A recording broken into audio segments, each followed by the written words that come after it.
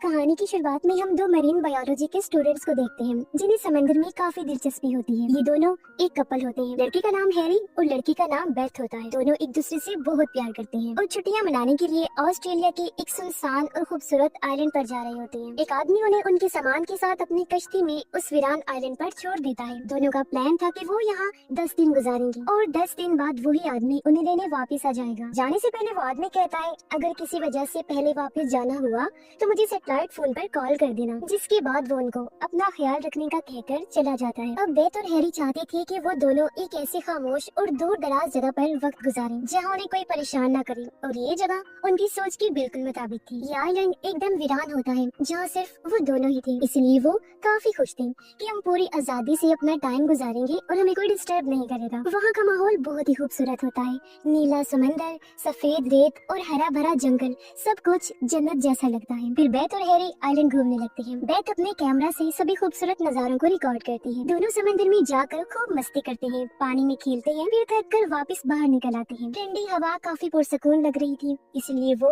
रेत पर ही सो जाते हैं। कुछ घंटों बाद जब वो दोनों उठते हैं, दोनों ने देखा कि रेत पर छोटे पाँव के निशान बने हुए हैं जो जंगल की तरफ जा रहे हैं। ये देखकर दोनों घबरा गए क्योंकि इस आइलैंड पर उनके सिवा कोई और होना नहीं चाहिए था। दोनों उन निशानों का पीछा करते हैं, लेकिन जंगल में जाते जाते वो निशान अचानक गायब हो जाते हैं। वो कुछ समझ नहीं पाते और इस बात को नजरअंदाज कर देते हैं। बाद में वो अपने टेंट लगाने लगे। हैरी लकड़ियाँ इकट्ठा करने के लिए जंगल में जाता है, जहाँ उसे कुछ हड्डियाँ नजर आई। उसे समझ नहीं आता कि ये किसी इंसान की हड्डियाँ हैं या फिर जानवर की। तभी उसे जंगल में कुछ अजीब सी आवाजें सुनाई देती हैं। ऐसा लगता है जैसे कोई उसे देख रहा हो, लेकिन हैरी को कोई दिखाई नहीं देता और वो जल्द ही लकड़ियाँ लेकर बेथ के पास लौट आता है। दोनों मिलकर रात का खाना खाते हैं और थोड़ी देर उनकी बात चलती है। देखते ही देखते रात हो गई। फिर दोनों टेंट के अंदर सोने चले जाते हैं, लेकिन आधी रात को उन्हें कुछ आवाजें सुनाई देती हैं, जिससे उनकी नींद खुल गई। हैरी टॉर्च लेकर टेंट के बाहर जाता है देखने, लेकिन उसे कुछ भी नजर नहीं आता। बेथ कहती है कि हो सकता है ये तेज हवा के चलने से पेड़ों की आवाज हो। हैरी को भी ऐसा लगा और फिर दोनों दोबारा सोने चले जाते हैं। अगली सुबह वो देखते हैं कि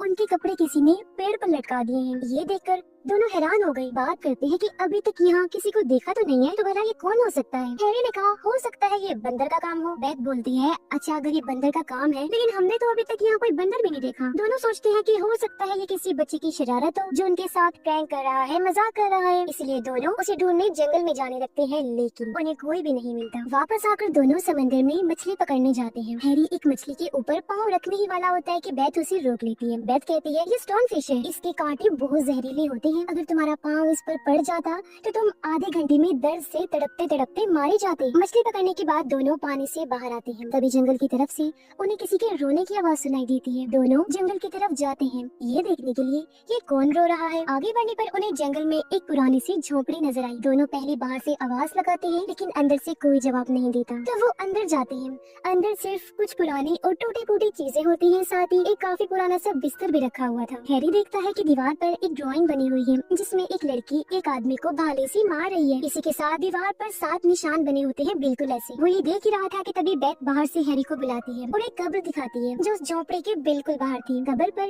एक लड़की का क्रॉस लगा हुआ था, जिस पर कोरल नाम लिखा होता है। दोनों जरा ध्यान नहीं देते और जंगल से बाहर चले जाते हैं। फिर अपनी रिकॉर्ड की हुई वीडियो देखने लगते हैं और काफी खुश नजर आते हैं, लेकिन अचानक उन्हें एक ऐसी वीडियो मिलती है जिसे देखकर दोनों बहुत हैरान हो गए। कल रात जब वो टेंट के अंदर सो रहे थे तो उसी वक्त किसी ने उनकी वीडियो बना ली होती है उन्हीं के कैमरा रिकॉर्डर से। ये देखकर दोनों की होश उड़ गई। उन्हें समझ आ गया था कि इस सुनसान आइलैंड पर सिर्फ वो दोनों नहीं है, बल्कि कोई और भी छुपा हुआ है। बेथ काफी घबरा गई। वो वापस घर जाना चाहती है, लेकिन हैरी उसे समझाता है कि ये किसी शरारती बच्चे का प्रैंक हो सकता है। ऐसे वापस लौटकर हमें अपनी छुट्टियां बर्बाद नहीं करनी चाहिए। हैरी उसे समझाकर आखिरकार यहाँ रुकने के लिए मना लेता है। फिर दोनों थोड़ा सा मूड हल्का करने के लिए हंसी मजाक करते हैं। तभी एकदम से गोली चलने की आवाज सुनाई देती है। दोनों भाग के देखते हैं तो समंदर के बीच एक कश्ती में 2 मछुआरे थे जो बंदूक से पानी में गोलियां चलाकर बड़ी मछलियां पकड़ रहे थे। जब मछुआरे उन्हें देखते हैं तो वो घबरा गए और टेंट के पास वापस लौट जाते हैं।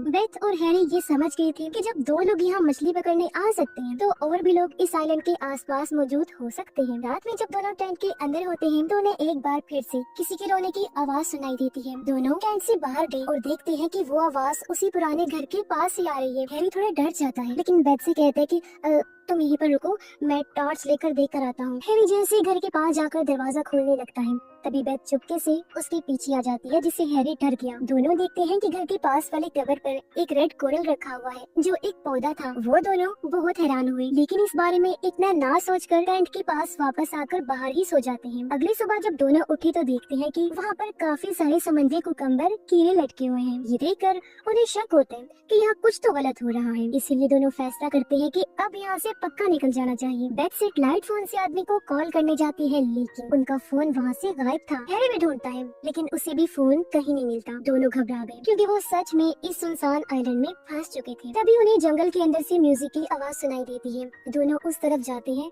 और देखते हैं कि दो मछुआरे वहाँ बैठे हुए हैं। ये वही लोग थे जिनको एक दिन पहले समंदर में बंदूक से मछलियाँ पकड़ते हुए देखा था। बेथ और हैरी को शक होता है कि शायद यही लोग उनका सैटेलाइट फोन चुरा ले गए हैं। वो उनसे फोन वापस मांगते हैं, लेकिन मछुआरे उनकी जुबान नहीं समझ पाते। तब हैरी गुस्से में उन पर चिल्लाता है और उन्हें बुरा भला कह देता है। ये बात मछुआरों को बिल्कुल पसंद नहीं आती। दोनों गुस्सा हो जाते हैं। एक मछुआरा हैरी को मारता है और दूसरा बेथ के साथ बदतमीजी करने लगता है, जिससे दोनों घबरा कर वहाँ से भाग जाते हैं। जब मछुआरे कश्ती में वापस जा रहे होते हैं, तब बेथ और हैरी जंगल में जाकर उनके सामान की तलाशी लेते हैं, लेकिन उन्हें फोन नहीं मिलता। तब हैरी पानी में तैरकर चुपके से कश्ती तक पहुंच जाता है और फोन ढूंढने लगा, लेकिन बदकिस्मती से एक मछुआरा उसे देख लेता है। वो उस पर हमला करता है और जख्मी करके बेहोश कर देता है, जिसके बाद वो हैरी को घसीट कर वापिस आइलैंड पर ले आते हैं। रात में हम देखते हैं कि बेथ और हैरी दोनों को पेड़ से बांध दिया गया है। उनके मुंह भी कपड़े से बंद कर दिए गए थे। दोनों मछुआरे शराब पीते हुए उन्हें बुरा भला कह रहे होते हैं। एक मछुआरा बेथ के साथ बदतमीजी करने लगा तो दूसरा ये सब मजे से देख रहा था। तभी जंगल के अंदर से कुछ आवाजें सुनाई देती हैं। ये सुनकर दोनों मछुआरे बेथ और हैरी को बंधा ही छोड़कर देखने के लिए जंगल में चले जाते हैं। थोड़ी ही देर बाद जंगल से गोलियों की और चीखने की आवाजें आती हैं। इसी बीच हैरी बड़ी मुश्किल से अपने आप को छुड़ा लेता है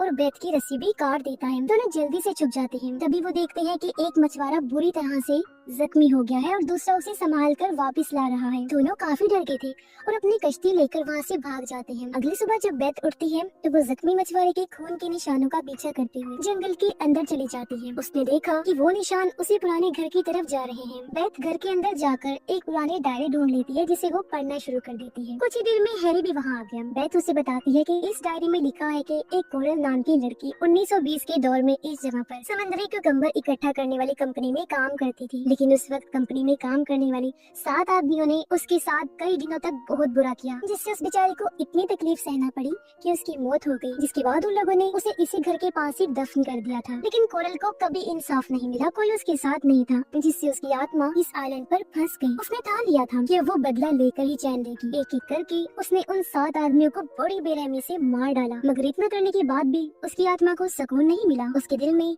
अब हर मर्द के लिए नफरत भर चुकी थी। इसलिए अब जो भी मर्द इस आइलैंड पर आता, कोरल की आत्मा उसे मारकर अपना गुस्सा निकालती है और उसका बदला भी पूरा होता रहता है, क्योंकि अब वो एक बुरी आत्मा बन चुकी है। हैरी को ये सिर्फ एक भूत वाली कहानी लगती है, उसे यकीन नहीं आता, लेकिन बेथ का कहना था कि ये सब कुछ सच है। वो समंदर के किनारे से कुछ शेल्स, सिपियां, शंख उठाकर कोरल की कब्र को सजाने लगती है। तभी उसे घर के अंदर से कुछ अजीब सी आवाजें सुनाई देती हैं। इससे बेथ को समझ लग गई कि कोरल ही आसपास है। रात को बेथ हैरी को सब कुछ बताती है। कहने लगी कि मुझे ऐसा लगता है कोरल की आत्मा इसी आइलैंड पर भटक रही है। मेरा यकीन है अगर मैं उसकी जगह होती तो मैं भी बिल्कुल ऐसा ही करती। हैरी अभी भी उसकी बात का यकीन नहीं करता। कहता है अगर कोरल हर मर्द को मार देती है तो मैं अभी तक जिंदा क्यों हूँ। अब रात के वक्त जब बेथ और हैरी टेंट में सो रहे होते हैं, तब आधी रात में उनकी नींद खुल जाती है। दोनों जब बाहर चेक करने आए तो देखते हैं कि यहाँ 2 कब्रें बनी हुई हैं। ये देखकर बेथ बहुत जरा डर गई, रोने लगती है। तब हैरी उसे संभाल कर शांत करता है। अगली सुबह दोनों मिलकर लकड़ियाँ इकट्ठी करती हैं ताकि आग जला सके, क्योंकि सैटेलाइट फोन चोरी हो चुका था। वो बुरी तरह यहाँ फंस गए थे, इसलिए उनके पास सिर्फ एक ही रास्ता था, आग जलाना, ताकि कोई धुआं देकर उनकी मदद को आ सके। हैरी जंगल में जाता है और तभी उसे घर के अंदर से फोन की रिंग सुनाई देती है। वो फौरन अंदर गया और देखता है कि उसका सैटेलाइट फोन वहाँ पड़ा हुआ है। उस पर कॉल आ रही है, लेकिन कोई नंबर नहीं दिखाई दे रहा। हैरी काफी हैरान रह गया, फोन उठाता है और दूसरी तरफ से उसी वक्त की आवाजें सुनाई देती हैं जब कोरल के साथ उन 7 आदमियों ने बहुत बुरा करने की हदें पार कर दी थी। ये सुनकर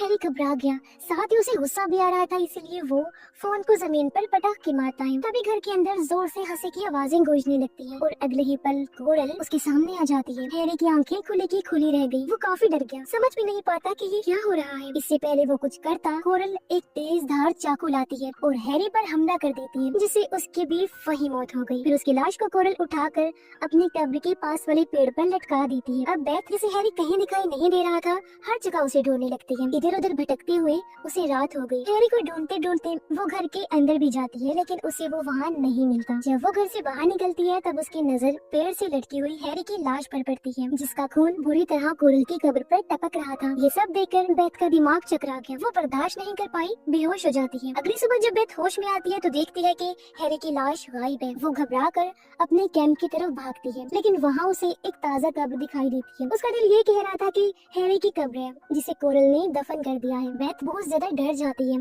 और जल्दी से लकड़ियों में आग लगा देती है ताकि धुआं उठे और कोई उसे देख सके। तभी वो देखती है कि कोरल समंदर के बीचों बीच एक पत्थर की चट्टान पे खड़ी हुई है। बेथ उसे आवाज देती है और बिना सोचे समंदर की तरफ बढ़ने लगती है। देखिए उसका पैर एक स्टोन फिश पर पड़ जाता है और उसके जहरीले कांटे बेथ के जिस्म में घुस जाते हैं, जिसे देखते ही देखते जहर उसके पूरे जिस्म में फैलने लगता है। फिर किसी तरह वो तड़पते हुए किनारे पर पहुंचने में कामयाब हो जाती है। अब उसे पता होता है कि अब उसके पास आधा घंटा भी नहीं बचा, जिसके बाद वो मर जाएगी। वो हैरी के साथ गुजारे हुए टाइम को याद करने लगती है। 10 दिन पूरे होते हैं और वो आदमी जो उन्हें छोड़कर गया था बेथ और हैरी को लेने के लिए वापस आता है, लेकिन आइलैंड पर कहीं भी उनका नामो निशान नहीं होता। आदमी हर जगह ढूंढता है, फिर घर के अंदर भी जाता है जहाँ कुर्सी पर उसे डायरी रखी हुई मिलती है। जब वो डायरी उठाता है तो उसके पीछे बेथ को हम खड़ा हुआ देखते हैं। अब बेथ की तो मौत हो गई थी, तो इसका मतलब था कि ये बेथ की आत्मा है और अगले ही पल वो आदमी पर हमला करके उसे बेरहमी से मार डालती है। अगले सीन में दिखाया गया कि कोरल की कब्र के पास ही एक नई कब्र बनी हुई है, जो और किसी की नहीं बल्कि बेथ की थी। इसका मतलब ये था कि अब बेथ भी कोरल की तरह आत्मा बन चुकी है, जो इस आइलैंड पर आने वाले मर्दों को मारकर कोरल का बदला लेती रहेगी। सिर्फ वही नहीं